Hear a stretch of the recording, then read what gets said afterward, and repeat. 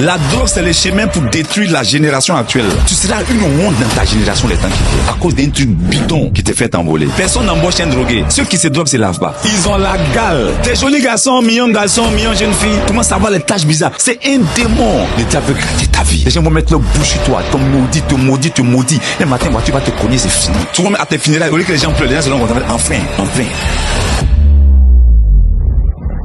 Il y a des gens qui sont oppressés, qui sont là comme ça, puis on leur dit va prendre la drogue. Qui va prendre la drogue, ça le gâte. Quand tu te lèves, tu entends la voix, va. Mais c'est un démon qui fait ça, parce qu'on veut te gâter. Personne n'embauche un drogué. La drogue, c'est le chemin pour détruire la génération actuelle. C'est la Côte d'Ivoire dans 5-20 ans là, c'est eux qu'on est en train d'essayer de détruire. Ça détruit le cerveau. Peut-être que vous ne savez pas, mais il y a des effets non réversibles. Tu seras une honte dans ta génération les temps qui viennent, à cause d'un truc bidon qui te fait t'envoler. Parce que regarde, après, à la fin là, quand ça te laisse là, tu es devenu quoi? Ceux qui se droguent se lavent pas.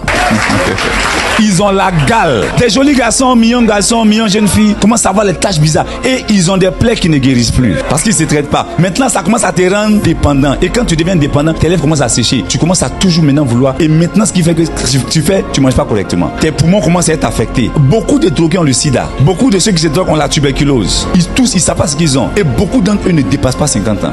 Et pour finir, ils finissent par ne rien devenir dans la vie. C'est un démon. Derrière cette chose-là, écoute-moi, chacun a sa vie. Quand tu te drogues, c'est pas moi. Mais tu vois, c'est par amour pour Dieu que je suis en train de... Chaque fois dans mes messages, j'adresse ces choses. Parce que c'est un démon pour affecter la future génération de Côte d'Ivoire et de d'autres pays. C'est un démon. Le diable veut gratter ta vie. Les gens vont mettre leur bouche sur toi. Te maudit.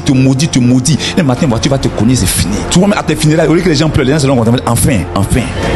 Oh, tu n'es pas né pour ça, tu as un avenir, alléluia. Mais le diable est en train de faire. Maintenant, écoutez-moi les gars, cette réalité-là, on doit la confronter dans la prière.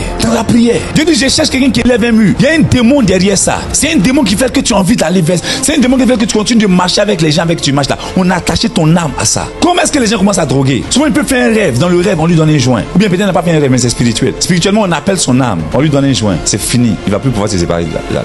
Comment est-ce que les gens tombent dans la masturbation? C'est spirituel. Spirituellement, on appelle ton âme quelque part et on te maudit avec ça. On te donne des gadgets. On te donne un instrument et tu commences à te choucouler.